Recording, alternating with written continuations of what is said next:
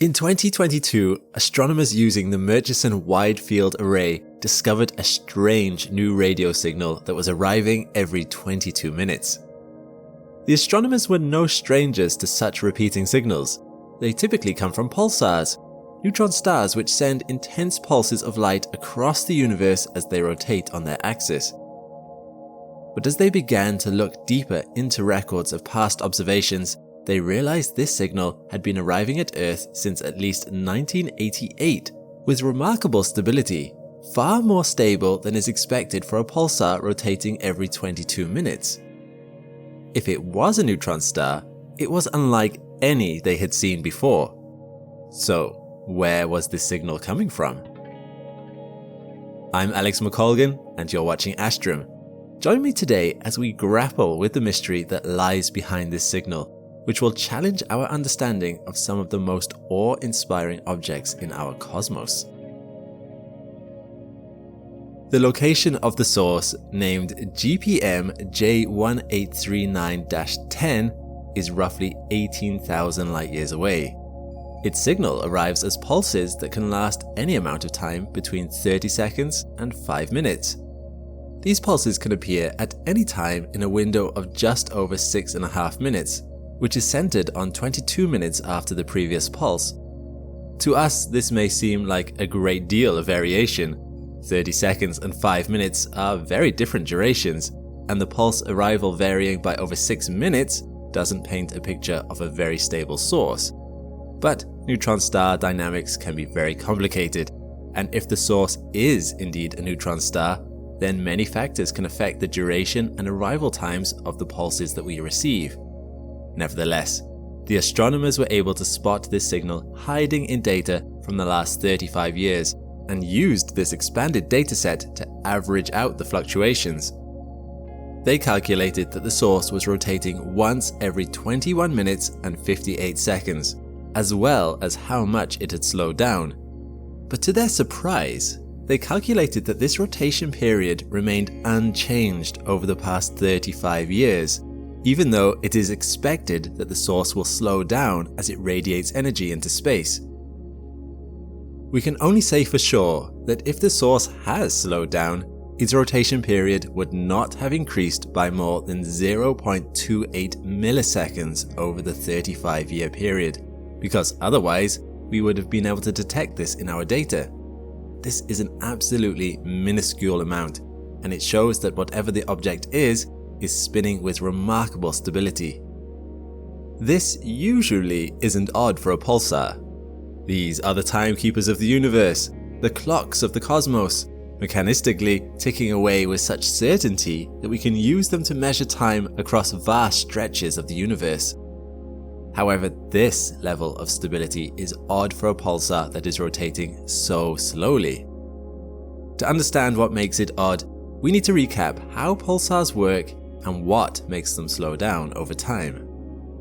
Pulsars are neutron stars, the leftover cores of dead supergiant stars which, barring black holes, are the densest objects in the universe. Planets like our own are made up of atoms, which consist of over 99.999% empty space due to the vast separation between the electrons and the incredibly dense nucleus they are whizzing around.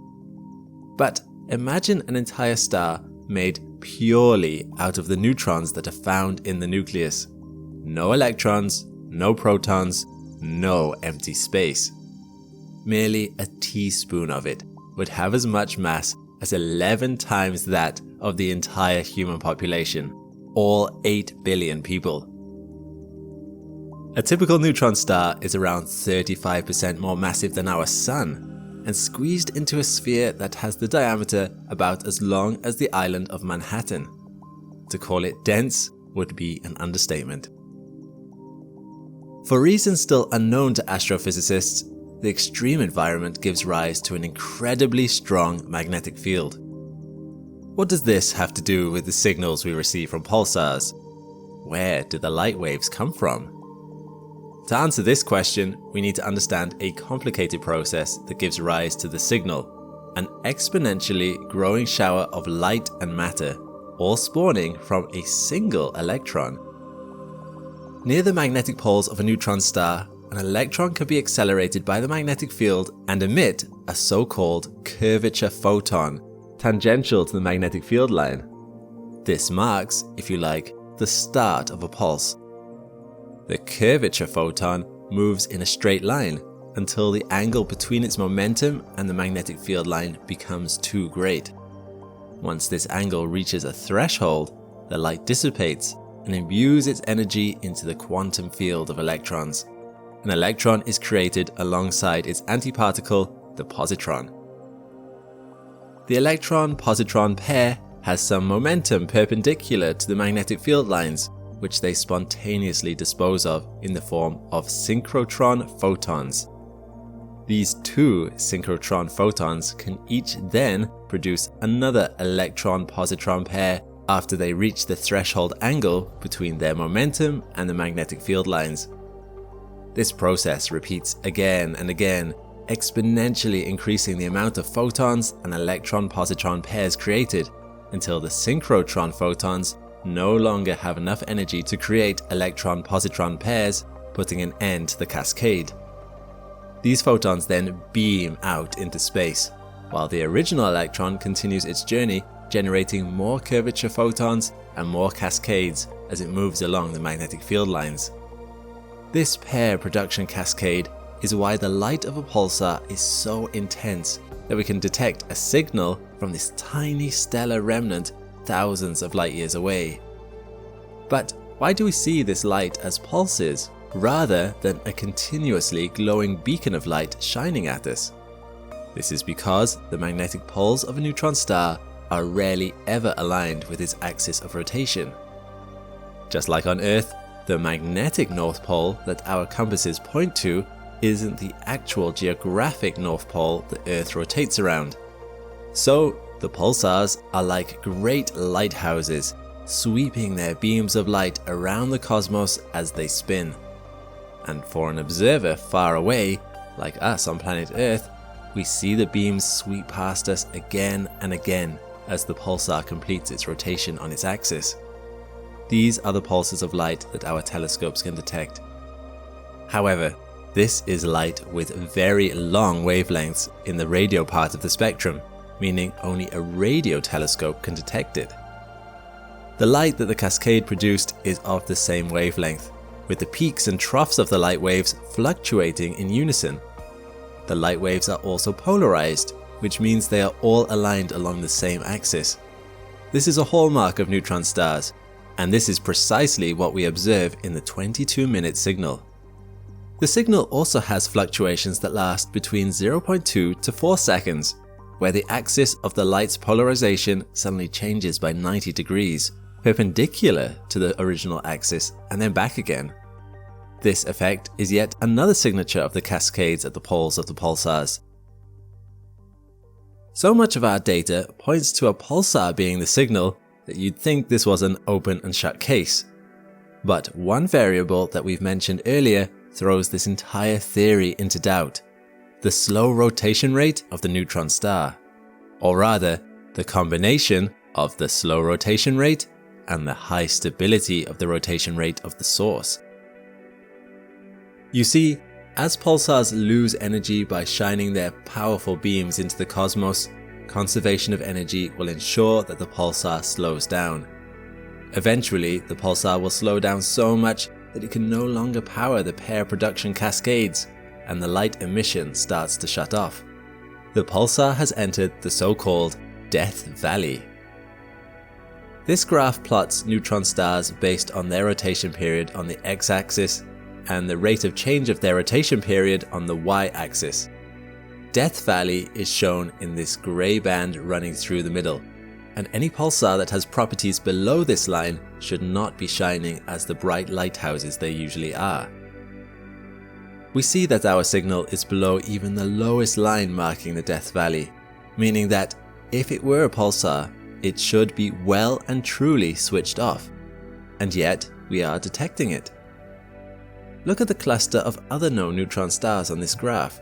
They usually spin between 10 times a second to once every second. In comparison, our signal has a spin rate of once every 1,318 seconds, over 1,000 times slower than the typical pulsar. This would be fine if it was also slowing down quickly, which equates to moving this data point upwards on this graph above the death valley. Such rapid energy loss would power the pair production cascade necessary to light the beacon of the neutron star. Yet, the neutron star is mind-bogglingly stable, and it makes no sense that we can detect it. The astronomers who found the signal considered an alternative mechanism that might explain how a neutron star with such properties might have produced this light. Maybe the neutron star is a magnetar, a neutron star that has an unusually strong magnetic field, greater than 10,000 times the strength of the weakest neutron star magnetic fields. Magnetars are known to undergo starquakes, cataclysmic events that release the tension in the upper crust of a neutron star.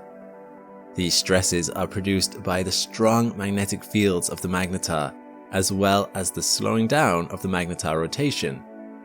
A fast-spinning magnetar will bulge in the middle due to the centrifugal force distorting the star from a perfect sphere. As the magnetar slows down, the outer layers need to readjust to a new equilibrium and lose some of the bulge they have. The crust snaps into a new position, causing magnetic fields to temporarily realign and powering the release of the energy as light that we can detect on Earth. The most powerful starquake detected, that of SGR 1806-20 in 2004, released so much energy that if it had taken place as far away as 10 light years from Earth, it would have caused a mass extinction event. If something is able to light the beacon of a dead pulsar, it would be this. So, could GPM J1839-10 be a magnetar that has undergone a starquake? Have we resolved the mystery of the 22-minute signal? It seems not.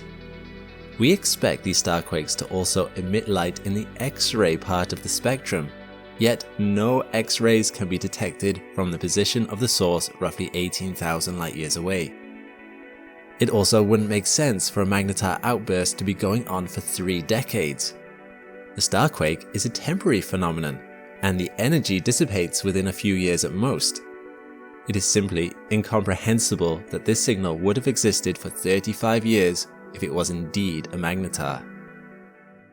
Once again, the unique properties of our signal exclude it from being a neutron star, even an unusually powerful one that has undergone a special event such as a starquake. But what else could the source of this mysterious signal possibly be? The astronomers who discovered the signal proposed a few alternatives for the identity of the source. One possibility is a highly magnetic white dwarf. A white dwarf is another type of remnant left from the recent death of a star, but one that didn't have enough mass to collapse the empty space in the atoms to become a neutron star. A remnant that has an unusually strong magnetic field could produce radio emissions, and as it is not a neutron star, it could get away with being as slow and stably rotating as the source of our object while doing so. The issue is, this would require an exceptionally strong magnetic field, greater than any we have spotted on a white dwarf. AR-SCO is the only known radio pulsar that is actually a white dwarf, and its radio emissions are 1,000 times less luminous than the source of our 22-minute signal. So, if a white dwarf is unlikely, what are our other options? Astronomers have observed low-frequency radio waves coming from the interactions between stars and exoplanets, as well as a binary of 2 brown dwarfs rotating around each other, but this emission is typically weaker, around 100 million times weaker than the source of our signal. In the end, it seems like none of our theories can explain the 22-minute signal. While the unresolved question about the source of the signal may feel frustrating, this is precisely the kind of mystery that astrophysicists look for. When scientists find new data that challenges our long-held theories, they can usher in revolutions in our understanding of the universe around us. Here, our already shaky understanding of neutron stars is being challenged. The astronomers are confident that the ease with which they identified this signal means similar sources lie out there in the galactic plane, waiting to be identified. Just like GPM J1839-10, the other signals might already be lurking in the data we have collected. Identifying more of these signals will shed light on the process powering emission beyond the neutron star Death Valley. Whatever lies behind the 22-minute signal, we are sure to learn of an entirely new phenomenon that we have never seen before. Isn't that exciting? What do you think could be the source of the 22-minute signal? Let me know in the comments below. Now, so far this video has recapped a lot of things we've covered in the past, but recently there have been some mind-boggling discoveries in outer space. In fact, every week there's a new breathtaking image released by one of our many telescopes on Earth and in orbit, or a new breakthrough that reshapes how we understand the cosmos. To stay on top of these, we've launched a weekly newsletter so you never miss the most exciting news, even if the headlines do. Sign up to the free Astrum newsletter with the link below. A new edition comes out every Thursday. How much would I weigh on a neutron star? Neutron stars contain the densest matter in the universe, not including black holes, which break the laws of physics and are not really things anymore, a topic for another video. Neutron stars are the compressed remains of dead massive stars, stars that were big enough to erupt in a supernova explosion, leaving behind an extremely dense core. This core can contain up to 3 times the mass of our Sun in the space of only 12 to 30 kilometers across. The material that makes up a neutron star is called neutron degenerate matter, a material that only contains neutrons. It is so densely packed that a matchbox full of it would weigh 3 billion tons on Earth. But this leads to an interesting point. The way we weigh something on Earth is by an object pressing down on the Earth because of the strength of Earth's gravity. Yet, the measurement we use to define something's weight is described by its mass. For instance, if I say I weigh 70 kilograms, that is actually my mass, not my weight, because my weight is measured by the strength of gravity on mass. On Mars, my mass of 70 kilograms is the same, but my weight is lighter because gravity is weaker there. On a neutron star, all this mass squeezed into the tightest of spaces means that gravity there is 2 times 10 to the power 11 times more than Earth, or 200 billion times stronger than on Earth. To put this into some kind of perspective, this means that if I were to fall from a height of 1 meter from the surface of a neutron star, I would hit the ground at 1,500 kilometers per second. Its gravity is so strong that light can go in orbit around it, meaning at certain points you could technically see the whole neutron star at the same time.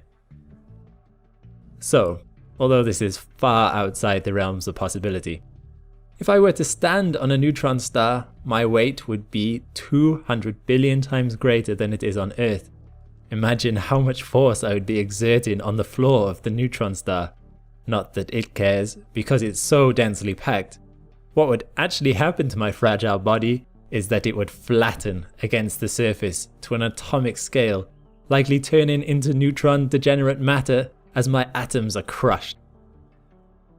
This powerful gravitational field means that neutron stars are also the most perfect spheres in the universe, likely being completely smooth.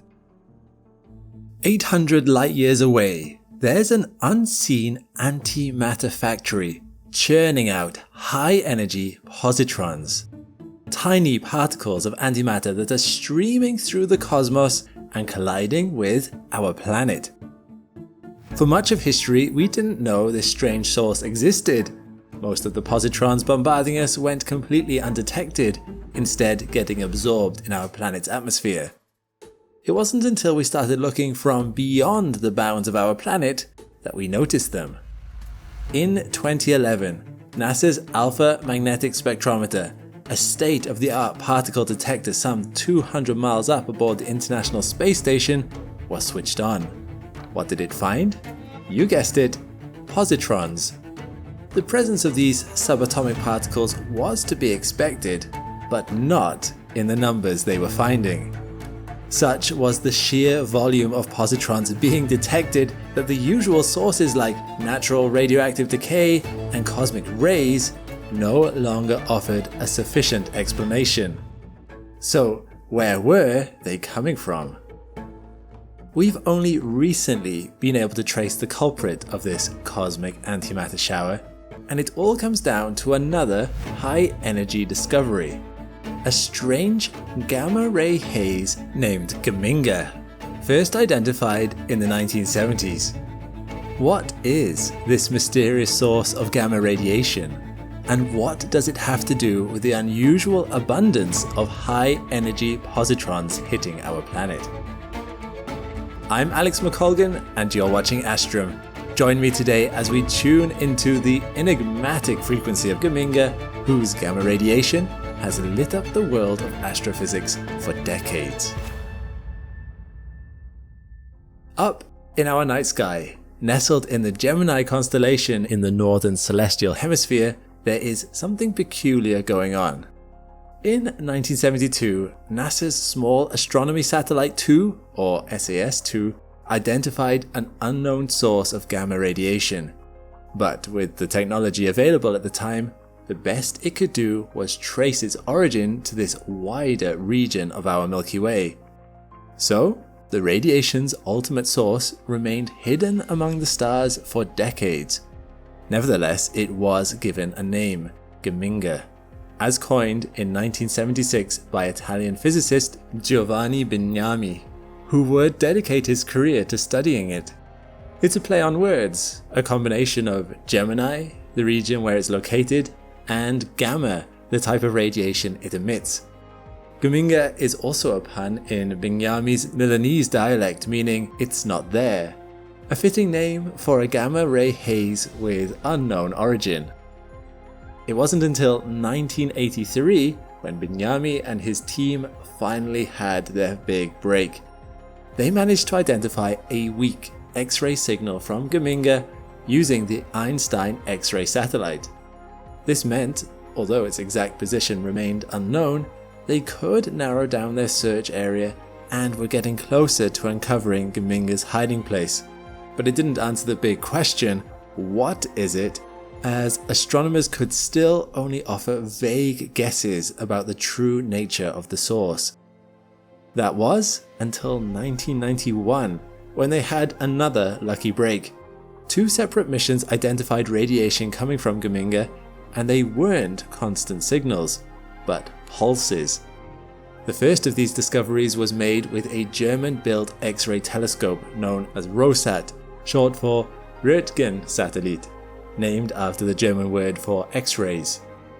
ROSAT was the first to identify pulses in the X-ray signal coming from Geminga, and soon after, they were also confirmed in the gamma wavelengths by the Energetic Gamma Ray Experiment Telescope, or EGRET, a telescope aboard NASA's Compton Gamma Ray Observatory satellite.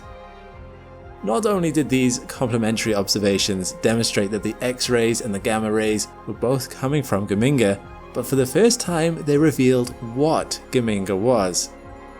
With a period of 0.237 seconds, flashing as it spins around its axis a little more than 4 Hz, or 4 times per second, Geminga behaved like a pulsar.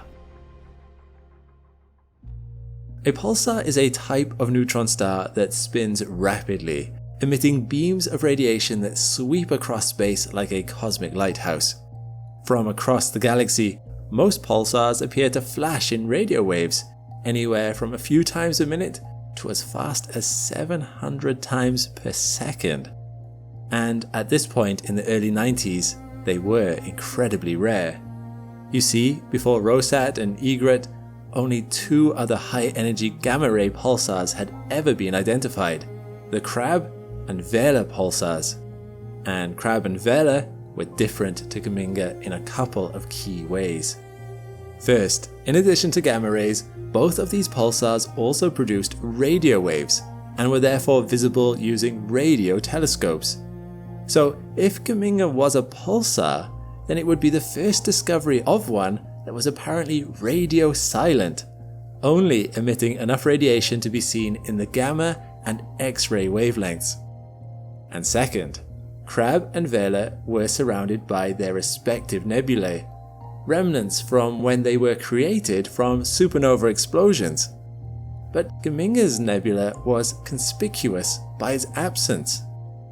So why is Geminga, this powerful source of gamma rays, so good at hiding from our radio telescopes?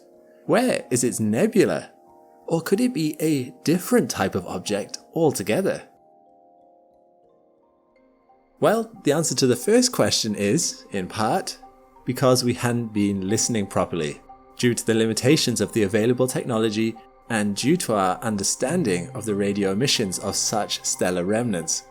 You see, while radio pulsars can emit radio waves across a wide bandwidth from as low as 17 MHz to above 87 GHz, around half the radio spectrum, not all of these frequencies travel well through space. Even though we've known since the 1970s that radio pulsars often peak between 100 to 200 MHz, where they are intrinsically brightest, things like the interstellar medium, background sky temperature, and effects from the ionosphere mean that lower frequencies are dampened as they make their way across space, resulting in very weak signals that are much more difficult to detect. Because those radio signals are so weak, most radio telescopes hadn't been looking for them, instead confining themselves to searching for signals between 430 and 1600 MHz. This would have been fine had Geminga behaved as expected for one of its kind. Since it did not, it took until 1997 for scientists to realize what was happening. 3 independent observations from the Pushina Radio Astronomy Observatory were able to identify extremely weak pulses from Geminga using a sensitive transit antenna. The faint radio pulses came in around 100 MHz, which explains why previous radio searches for Geminga had come up silent. Turns out, Geminga wasn't truly hiding and had been sending us signals. We just weren't listening correctly. That same year, a team led by the late astronomer Janusz Gill theorized that another reason Geminga had appeared to be radio silent may be its magnetic field. Models showed that radio waves may be absorbed or refracted within the pulsar's magnetosphere, leaving only weak pulses around 100 MHz to be detectable. This would effectively leave it quiet at the higher radio bands than most telescopes used. Confirming Geminga was a pulsar, and specifically a gamma-ray pulsar, was a big deal. In fact, 99% of its output is in the gamma range, making it one of the brightest gamma-ray sources in our entire galaxy. It is, as it turns out, all that's left after a star, several times more massive than our Sun, exploded about 350,000 years ago. But its relative radio silence and its apparent lack of a nebula weren't the only unusual things about this pulsar. When Italian astrophysicists, including Bignami, Geminga's name-giver, compared a series of observations from the European Southern Observatory's 3.6 meter telescope and New Technology telescope with observations from the Canada-France-Hawaii telescope, they found that Geminga was moving. Not only that, it was traveling at an unusually high speed of around 0.2 arcseconds per year. As a reminder, an arcsecond is a very small unit of angular measurement, used when we need more precise measurements than a degree would allow. Within each arc degree, there are 60 arc minutes, and within each arc minute are 60 arc seconds. These arcseconds are a common unit used in astronomy to talk about the movement of objects across the sky from our perspective on Earth. If you were to draw a circle around the orbit of the Moon around the Earth, there would be 360 degrees around that circular path. So at any given time of day or night, assuming nothing is blocking your view of the horizon, you can see about 180 degrees of the sky, and from the horizon to the zenith, the top of the sky is 90 degrees. If you hold out your little finger at arm's length and close one eye, the tip of your little finger covers about 1 degree of the sky roughly. Next time you're outside on a clear night, try this and see if your little finger can cover the moon. It should, because the moon takes up only about half of a degree, or about 31 arc minutes in the night sky. Geminga traveling 0.2 arc seconds across our sky each year may not sound like a lot, but from our perspective on Earth, the typical star only moves a few thousandths of an arc second per year. Yet, despite being 800 light years from us, Geminga will travel 30 arc minutes, the equivalent to the apparent diameter of the moon across our sky in just over 10,000 years. In other words, this stellar corpse is racing through the galaxy at nearly 210 kilometers per second. Heading towards the border between the constellations Gemini and Lynx, and at its current rate of motion, Geminga will remain in Gemini for another 500,000 years, but it may need a new name after that. However, this mysterious pulsar gets stranger still. It is its vast speed that helps produce another feature that scientists were about to discover. As it hurtles through space, Geminga leaves behind 2 ghostly X-ray tails that streak 3 trillion kilometers across the sky. As I discussed earlier, despite the fact that this fast-moving pulsar is nearly radio silent, it certainly isn't quiet in the gamma ray and X-ray wavelengths.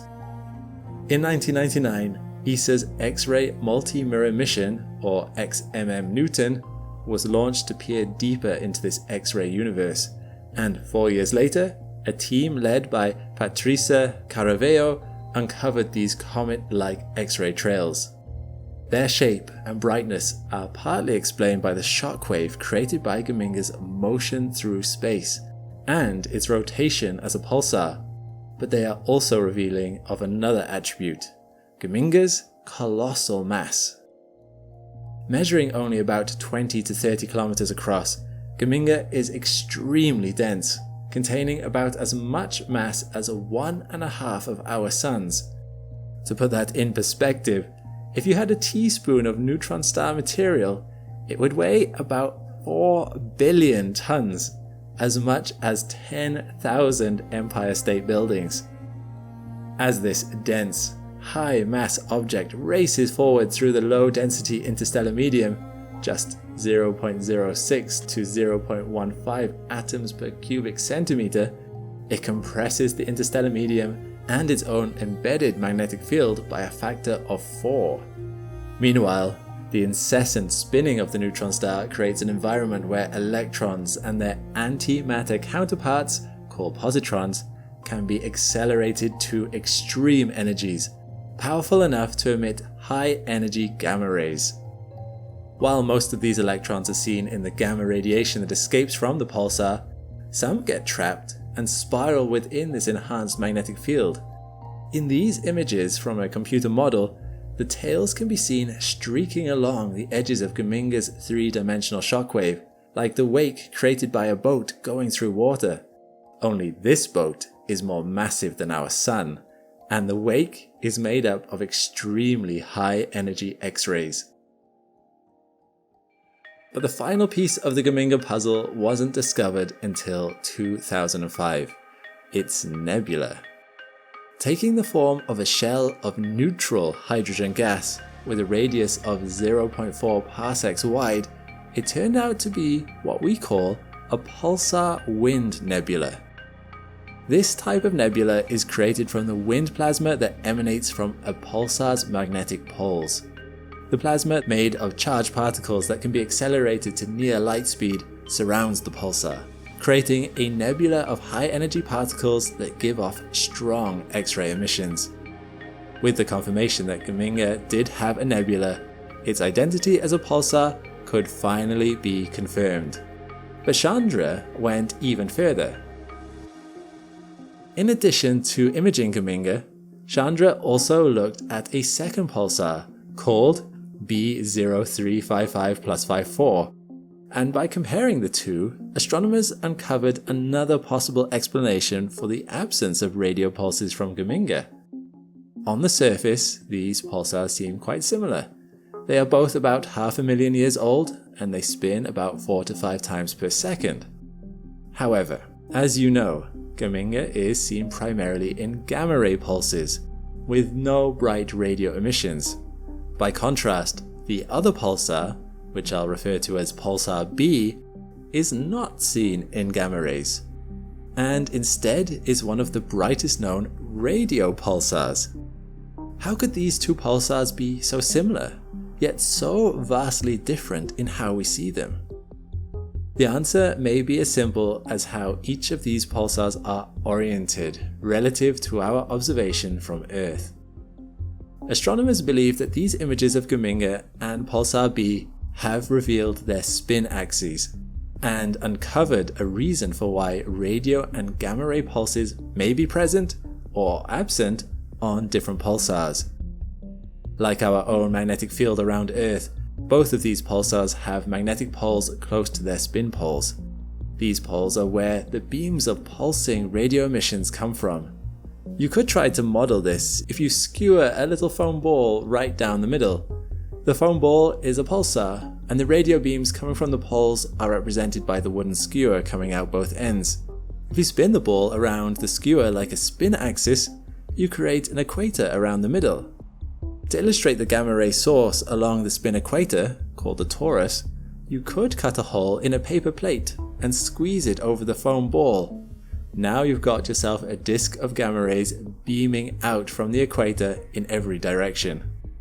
With Geminga, the edge of the paper plate is pointing towards us, meaning the gamma rays are heading to Earth. But for pulsar B, its relative position to us is at a different angle, as if looking at the flat surface of the plate. The gamma rays are moving perpendicular to our line of sight, therefore missing Earth. Let's look again at the two Chandra images of Geminga on the left and pulsar B on the right, along with artist illustrations of what astronomers believe the pulsar wind nebulas look like for each of these. In the image of pulsar B, the long trailing blue tails represent the radio jets emanating from its poles, and the skewers coming out of both ends. Only instead of being straight like a wooden skewer, pulsar B is moving so fast through space that these jets appear bent backwards, trailing behind as the pulsar moves through space. Now look at the image of Geminga. Here, the long twin tails on either side of the image are the radio jets, trailing behind as it, too, rushes through space. But this time, instead of pointing almost directly toward and away from our vantage point on Earth, these jets appear to be coming off to the sides, not aimed at Earth. So when astronomers look at Geminga, they see powerful gamma ray emissions from the spin equator, but the radio jets point to the sides and remain unseen. And when they look at pulsar B, the opposite happens. The radio jets are pointed almost straight toward our planet, while the gamma ray source at the equator is missing Earth. Sometimes, the most simple explanation is the correct one. And that finally brings us back to the decades-long mystery of an unusual abundance of antimatter bombarding our planet. For more than a decade, a particle detector called the Alpha Magnetic Spectrometer, or AMS-2, has been attached to the International Space Station, collecting information on antimatter, dark matter, and cosmic ray sources. As a reminder, cosmic rays are energetic particles, fragments of atoms that travel through space at nearly the speed of light. These can be made by the sun, by supernova explosions, or other cosmic means. And in 2013, the first results of the AMS-2 experiment were announced. The detector had recorded more than 400,000 positrons, the largest sample of cosmic ray positron data ever collected, and increasing the world's total cosmic ray positron data by 100-fold. For years, Many astronomers and physicists hope that this excess antimatter may be the byproduct of a dark matter annihilation, offering possible clues about this mysterious substance. After all, dark matter could make up around 27% of the cosmos, and yet we still don't know what it is.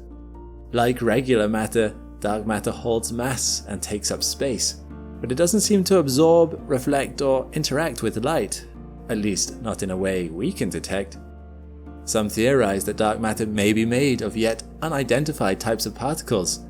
Whatever it is, scientists had high hopes that the overabundance of antimatter being detected aboard the ISS may hold clues about dark matter's true nature. Unfortunately, they've been left disappointed. The more scientists dig into the data, the clearer it's becoming. The most likely source of these positrons may actually be pulsars. Astrophysicists had long suspected this, but until 2017, there simply wasn't proof. It was the high-altitude water Cherenkov Gamma Ray Observatory that finally added evidence to this hypothesis. A small halo of gamma radiation was identified surrounding Geminga with trillions of times more energy than is visible to our eyes, from 5 to 40 trillion electron volts, the sort of radiation usually produced by positrons. This was the first real observational evidence pointing to a pulsar as a potential source. Pulsars naturally surround themselves with a haze of both electrons and their positron counterparts as a result of the star's intense magnetic field. This intense magnetic field pulls particles from the pulsar's surface and accelerates them to near the speed of light. Scientists think that these accelerated positrons and electrons are then colliding with starlight, boosting the light to higher energies, which then radiates as the gamma ray halo observed. But based on the size of the halo that the Hawk team saw, Geminga's positrons would rarely have the energy required to reach our planet, and so they believed the excess positrons must have a more exotic source. That was until stunning new information was uncovered a few years later thanks to a team led by astrophysicist Matteo Di Maro. Using a decade of gamma ray data from Geminga acquired from Fermi's Large Area Telescope, which is able to observe lower energy light than the Hawk Gamma Ray Observatory, Di Maro's team was able to subtract out all other gamma ray sources to reveal a spectacular glow coming from Geminga. Much, much bigger than what the scientists had ever seen before. The vast, oblong halo of glowing gamma rays at an energy of 10 billion electron volts spanned 20 degrees of the sky, similar to the area the Big Dipper constellation occupies. And that's not all. The glow of gamma radiation is even bigger at lower energies. If we could see it all with the naked eye, Geminga's gamma ray glow would dominate our sky, covering an area 40 times bigger than the full moon. With this new information, astrophysicists found that the size of Geminga's halo meant that this one pulsar alone could be responsible for as much as 20% of the excess positrons detected near Earth. From there, it's no stretch to imagine that other pulsars are the most likely culprit for the remaining antimatter abundance we found. This explanation may not have solved the mystery of dark matter, but it is certainly a magnificent revelation. It was Jocelyn Bell Burnell who discovered the first pulsar in 1967, back when people thought that those regular signals could be the work of extraterrestrial life. In the nearly 60 years that have passed since, we have found thousands of pulsars, and our understanding of these neutron stars has grown with every one. And since Geminga was identified as only the third known gamma ray pulsar in 1991, we've now spotted over 300, thanks to NASA's Fermi mission. But given Geminga's track record of defying expectations and furthering science, I like to think that this particular pulsar has more secrets still to reveal.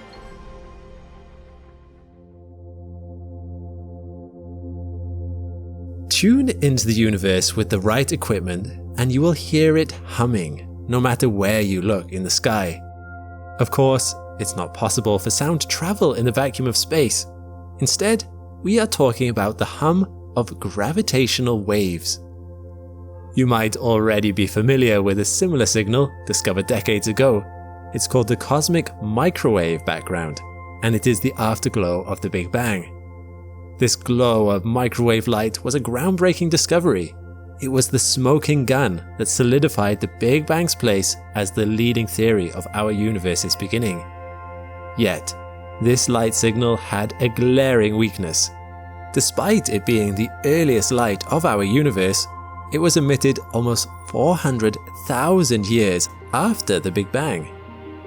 If we want to go back earlier, we will need a background signal made not of light, but of the ripples of the fabric of space-time. In 2023, astronomers at the NANOGrav collaboration have announced that by using a clever trick, they may have detected just that. Using exotic stars as a galactic-sized gravitational wave detector, they measured the faint hum of space-time itself. This hum of gravitational waves might just be the reverberations of the very creation of our universe. I'm Alex McColgan, and you're watching Astrum. Join me today as we learn about the secrets of gargantuan gravitational waves and the ingenious new method astronomers have used to detect them. In a previous episode, we covered the LIGO detector and how it uses lasers to precisely measure the minuscule changes in the length of a tunnel caused by gravitational waves passing through. These gravitational waves stretch and squish space-time, causing changes in the time it takes for light to travel from one end of the tunnel to the other. But detectors like LIGO are only sensitive to a specific kind of gravitational waves. Like light waves and sound waves, gravitational waves can come in different frequencies, and LIGO is only able to listen in to one part of this spectrum, the high frequencies. That's when these binaries are spiraling in on each other rapidly, completing hundreds of rotations per second before colliding in a great bang. But that is also why LIGO cannot listen in on the much earlier stages of these binaries, when the objects are orbiting each other at a much greater distance. Because these orbits are much slower, the gravitational waves they produce are of a lower frequency and energy. So you could say, rather than a great bang, they give off a faint hum, combining into one collective signal. Bigger black holes give greater contributions to this signal. The loudest contributors would consist of pairs of supermassive black holes, the kind you'd find at the center of galaxies. These binaries, which consist of black holes billions of times the mass of our Sun, are expected to be rare because they only form when something truly spectacular happens, the merger of two galaxies. When galaxies merge, because of the vast amounts of empty interstellar space in them, they mostly phase through each other. Very few, if any, actual collisions of stars or planets happen. But the stars gravitationally attract one another and merge into one collective galaxy. And the nuclei of these galaxies, the supermassive black holes, form binaries that continue orbiting one another long after the galaxy merger appears to be complete. It's these remnants of galaxy mergers that we would hear most strongly in the ultra-low frequency range, specifically around the nanohertz range. Yet, just like how the human ear cannot hear sounds with ultra-low frequencies, LIGO is deaf to this cosmic cacophony. If we could listen in, we would gain new insight into galaxy mergers and black holes. But that's not all. One of the most exciting things about the gravitational wave background is that it is a window to the very first moments of our universe's existence. Let's quickly recap what we know about the cosmic microwave background. This microwave light is the earliest light that we can detect because for the first 400,000 years, the universe was opaque to light. What does it mean for the universe to be opaque? Initially, the universe was far too hot for neutral matter to exist. Electrons and protons were unable to bind together and form neutral atoms simply because they had too much energy. This state of matter is called plasma, the same stuff that stars are made of, and the universe was filled with it. Light gets trapped in plasma, unable to move through space without bumping into the charged electrons and protons, being continuously absorbed and emitted. But once the universe expanded and cooled down enough for the protons and electrons to coalesce into neutral hydrogen and helium atoms, it suddenly became transparent. The light was finally freed. This light was then stretched by the expansion of the universe until it redshifted into microwave light. This is why the cosmic microwave background is the earliest light of the universe. But gravitational waves are not made of light. They are made of space-time itself. Plasma is no obstacle to them. To gravitational waves, the universe has been transparent from almost the very instant of the Big Bang itself. They can penetrate past this plasma barrier and offer us a glimpse of the very first moments of the universe's creation. Because these primordial gravitational waves have been traveling for so long, even if they were originally produced with a high frequency, they would be greatly stretched by the expansion of space-time. They would be redshifted into ultra-low frequency gravitational waves, the same kind that would come from black hole binaries. Together, these multiple sources will give us a so-called stochastic gravitational wave background existing over a range of low frequencies. How can astronomers retrieve this treasure trove of information about black holes, the Big Bang, and more? Can we build a better LIGO and detect how the Earth is bobbing up and down in these gargantuan gravitational waves? Well, LIGO works by sending two beams of light being sent along perpendicular tunnel arms. The beams are reflected by mirrors at the ends of each of those tunnels, and they return to the starting point and are compared with each other.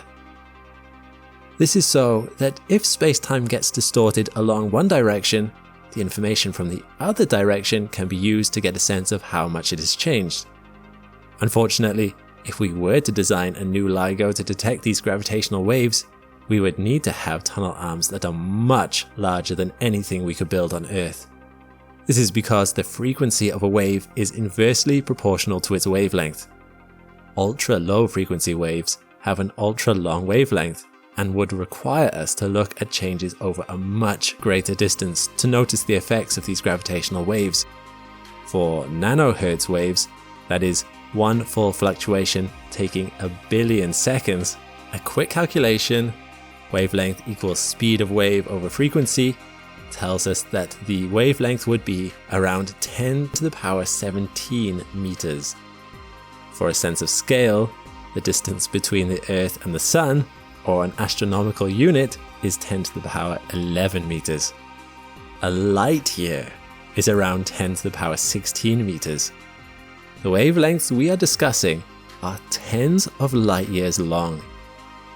Clearly, we cannot build anything suitable for this task on Earth, or even in the solar system.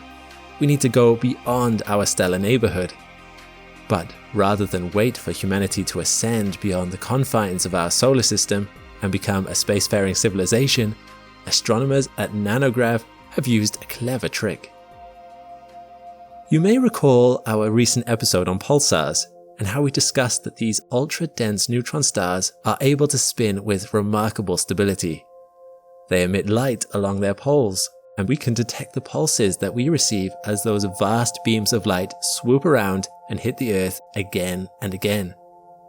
These pulses come with such precise certainty that they are used as clocks of the cosmos, able to keep time across vast distances. Therefore, we can use already identified pulsars to supply us with reliable signals from thousands of light years away. The pulsars are like the mirrors at the end of the LIGO arms, but rather than sending us back a signal we send across, they are generating their own. NANOGrav have cleverly concocted an imaginary interferometer that stretches for thousands of light years, and all we need to use it are the good old radio telescopes that we've been using for decades. But our calculations will only be as good as our observations. When choosing pulsars to observe, we need to make sure that they are suitable for the task.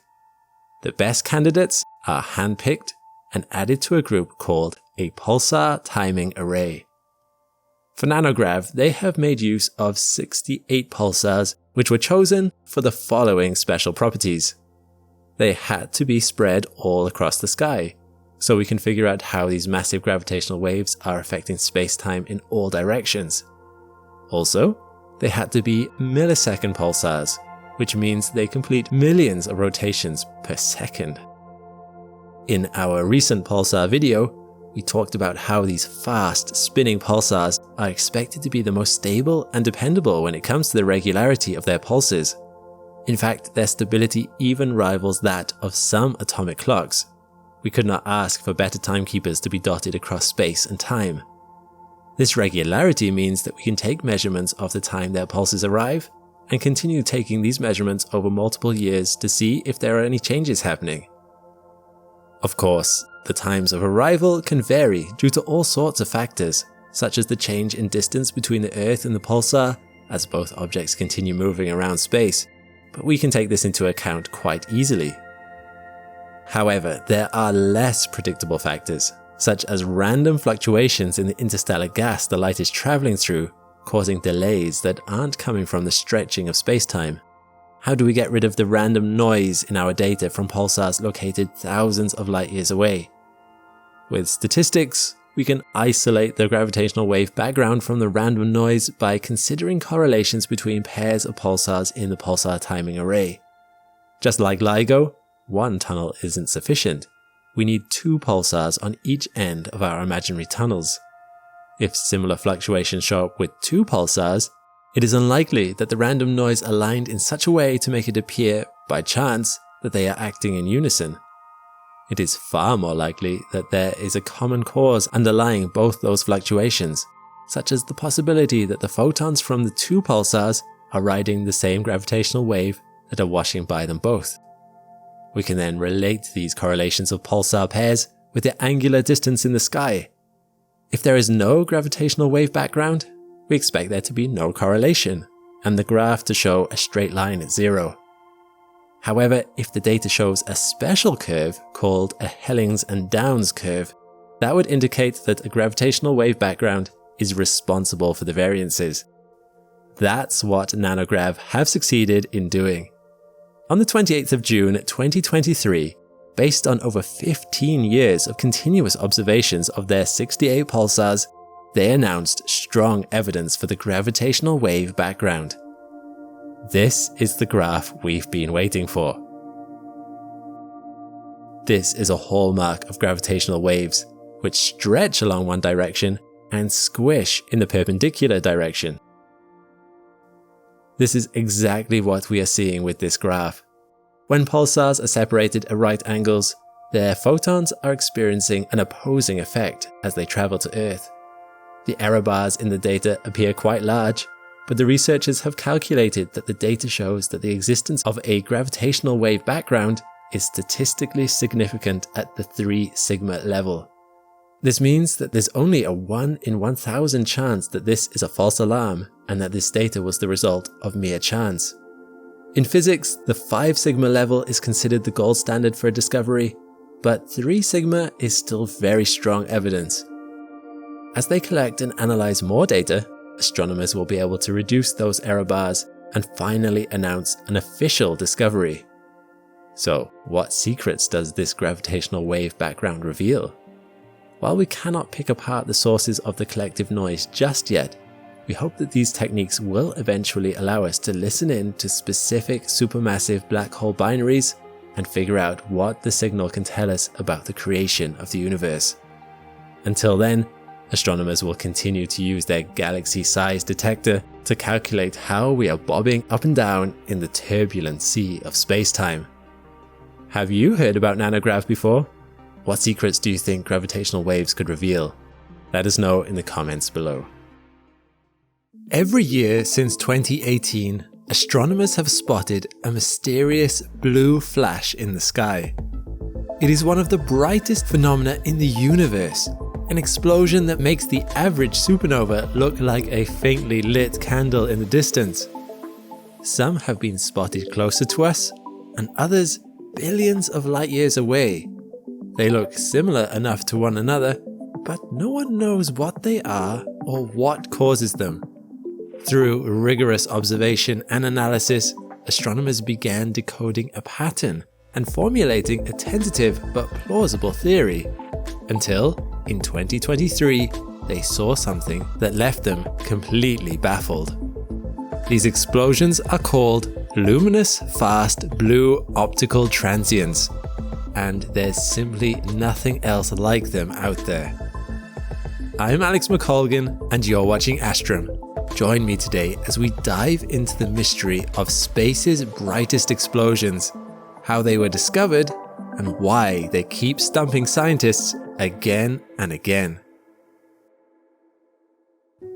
Being such a recently discovered event, the data we have on luminous fast blue optical transients, or LFBOTs for short, is minimal. The first LFBOT ever detected was identified just 6 years ago in 2018, and we've only witnessed a handful of them since. As so little is known about them, it makes agreeing on a universal definition a little tricky. For now, what scientists do all agree on are some common characteristics these LFBOTs seem to share. So far, they all display a predominantly blue emission, very high optical luminosity, and being bright in X-rays, ultraviolets, and radio waves. They are also very fast, as their name indicates. LFBOTs go off like a cosmic camera flash. They reach peak brightness and then dim very rapidly, usually in the space of hours or days. As you might know, a supernova follows the same pattern of brightening and then dimming. But this dimming takes weeks or months. This short-lived nature of LFBOTs makes them difficult to spot and study. So, how did we manage to capture such an elusive event? NASA's Atlas HKO telescope in Hawaii is part of an early asteroid impact warning system that scans the entire sky several times a night for moving objects.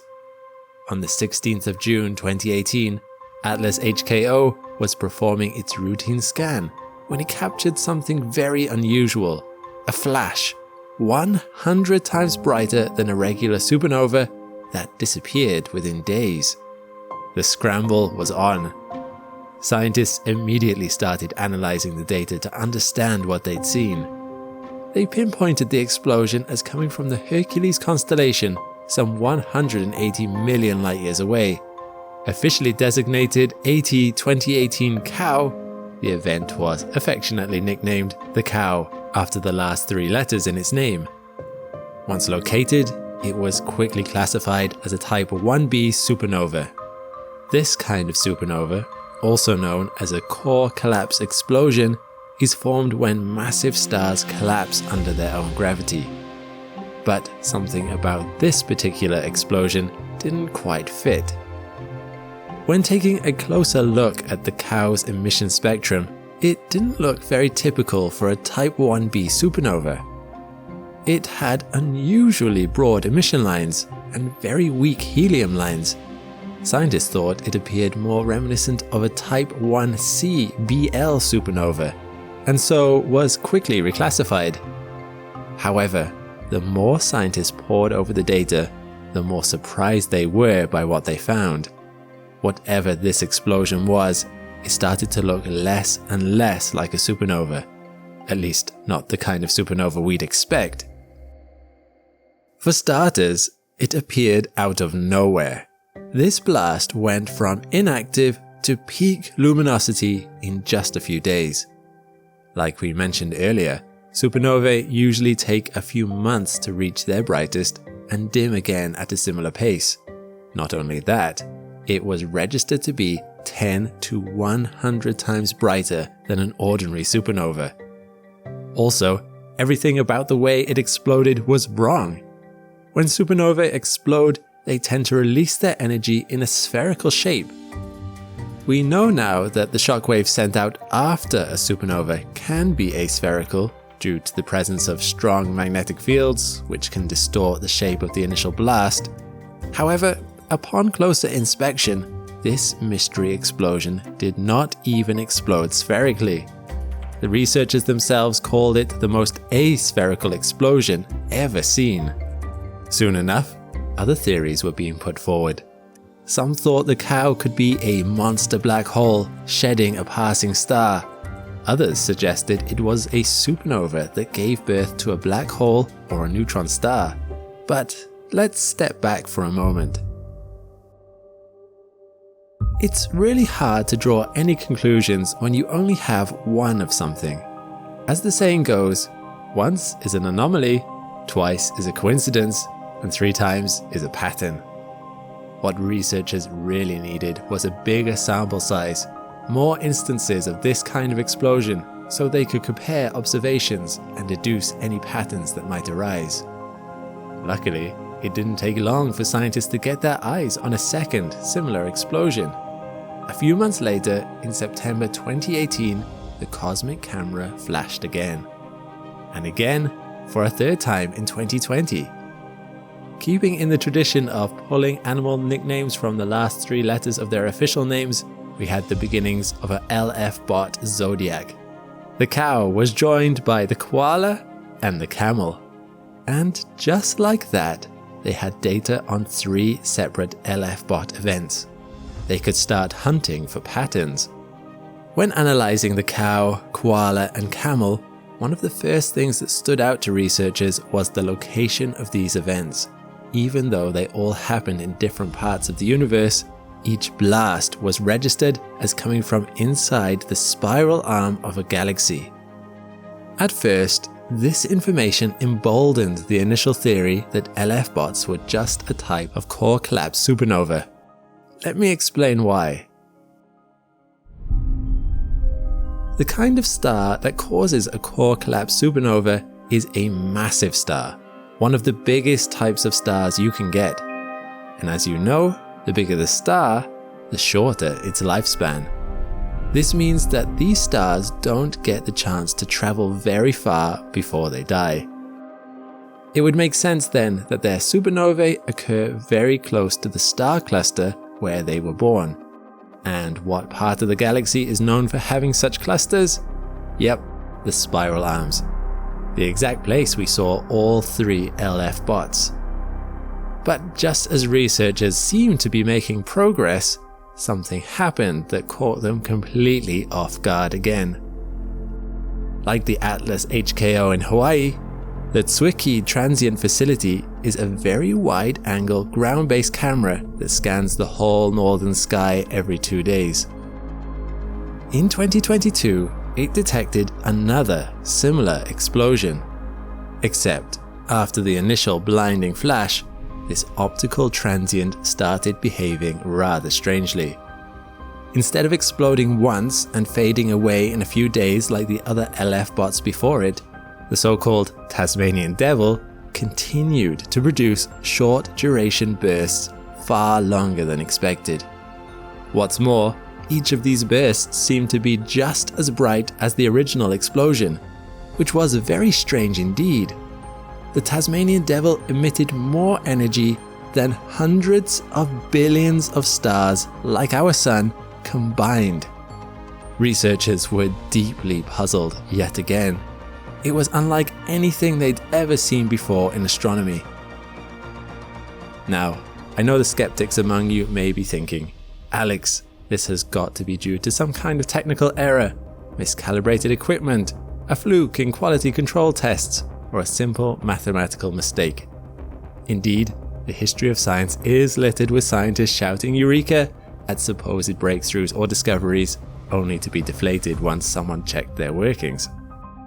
But this is not one of those moments. The data was corroborated by 14 other telescopes around the world. They confirmed that the Tasmanian Devil did in fact pulsate a minimum of 14 times. The total number was likely much higher. Equally surprising, these mega powerful pulses were only minutes apart. It looked to scientists like a star that kept dying and being revived again and again. If that's what it is, the strange phenomenon could provide brand new insight into the life of stars.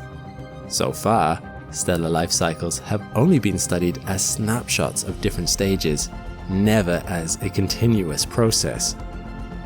In short, even though the multiple bursts of light from the Tasmanian Devil were unexpected, there was still reason to suspect these explosions could have been a strange type of supernova, seeing as none of the observations directly violated the core collapse supernova theory. But what came next did. On April 10th, 2023, astronomers picked up yet another big blue explosion with all the same characteristics as their LFBOT zodiac relatives. Except this one was not even close to where it was supposed to be. Unlike all the other LFBOTs before it, the Finch was not in the spiral arm of a distant galaxy. 3 billion light years away from us, and 15,000 light years from the closest galaxy, it stood solitary in space. It was in the middle of nowhere and exploded between two galaxies. This was a huge blow to the leading theory. If these explosions really were the result of massive stars core collapsing, there's no way it would be happening in between galaxies. So it was back to the drawing board for researchers. They came up with 2 new theories to explain what could have caused the Finch to explode where it did. The first suggests that the Finch could be the result of stars being torn apart by an intermediate mass black hole. A black hole that has 100 to 10,000 times more mass than our Sun. Except the existence of these black holes has never been proven. Their smaller and larger relatives, stellar remnants and supermassive black holes, have both been confirmed to actually exist, but this middle child remains purely theoretical. However, should they exist, could they be responsible for this elusive light show? Astronomers have shown in simulations that stars can orbit intermediate mass black holes as many as 5 times before being ejected. With each orbit around the black hole, the star is effectively being ripped apart by losing more and more mass. Finally, the remaining stellar matter would be flung back out into the galaxy at speeds as high as 10% the speed of light. This would be consistent with the speed and brightness observed in LFBOTs, lending weight to this theory. One of the most likely places researchers would expect to find intermediate mass black holes is in globular star clusters in a galaxy's outer halo. Galaxies have halos that extend far beyond the main disk and bulge. They are most visible in spiral galaxies like our Milky Way. In our own home galaxy, the outer halo stretches some impressive 1 million light-years from its galactic center. Some scientists think that it is possible that the Finch could have been located inside a globular star cluster such as this. If this is the case, and intermediate mass black holes do exist there, it could be plausible that the Finch was caused by these unusually sized black holes ripping up large stars. The second theory researchers put forward suggested that the Finch could have been the result of 2 neutron stars moving towards each other in increasingly tight spirals until they collided. This kind of event causes a kilonova, which is known to be one of the biggest stellar blasts in the universe. One telltale sign of a kilonova is the presence of gravitational waves, which come through as a hallmark chirp caused by a rapid increase in frequency as 2 massive objects spin around each other, eventually colliding and merging. If we could find something like this when analyzing data from the Finch, it would lend strong credence to the neutron stars theory. However, as bad luck would have it, our chirp detector, the Laser Interferometer Gravitational Wave Observatory, or LIGO, was down for maintenance at the time the Finch occurred. That means we don't know if such gravitational waves were emitted, as we have no data on them. One thing we do know is that no gamma-ray burst was detected, which is something you might expect to see with a kilonova of this size. But remember, this explosion happened 3 billion light-years away. That's really far, perhaps too far for whatever gamma-ray data there might have been to be detected. All in all, none of this data can conclusively confirm or reject the neutron star theory. It's frustrating to bear witness to such an incredibly rare, new, and powerful phenomenon and not have the data to conclusively understand what is causing it. I guess patience is an underrated virtue for an astronomer to have, but they are not sitting on their hands either. Scientists are already planning to use the optics of the James Webb Space Telescope to carry out a search for any faint, globular clusters in the same location as the Finch. This would hopefully clarify if they are on the right path with the intermediate mass black hole theory. In the meantime, other researchers are focused on broadening the sample size. The more LFBOTs we can detect, the more we will learn about them. The 6 we have seen so far have taught us some things, but we have a lot left to learn. The only way we're going to get a larger sample is to keep sweeping the sky with wide field surveys like the Atlas HKO and the Zwicky Transient Facility. Scientists' hopes are pinned on the Vera C. Rubin Observatory, currently under construction in Chile, a telescope which will scan the entire southern sky every few nights, which I've done a video about here. It is expected to be operational by 2025 and will be able to capture 10 times more light than all previous facilities. Follow-up observations with Hubble and ground-based telescopes will help analyze more information which could lead to more breakthroughs. LFBOTs are a super new phenomenon that we still don't understand well. Scientists themselves admit that the discovery of the Finch raises more questions than it answers. The more we learn about these bright blue explosions, the more they keep surprising us. All there is left to do is what hundreds of generations of astronomers have done for centuries before us. Point our telescopes up to the sky, watch, and wait. Thanks for watching. I really want to give a huge thank you to our astronauts on Patreon. It's really becoming a thriving community, and I've loved reading all your messages and comments over there. If you'd like to join in, then you can visit the link in the description to become an astronaut and bring the channel more stability than the algorithm. When you join, you'll be able to watch the whole video ad-free, see your name in the credits, and submit questions to our team. Meanwhile, click the link to this playlist for more Astrum content. I'll see you next time.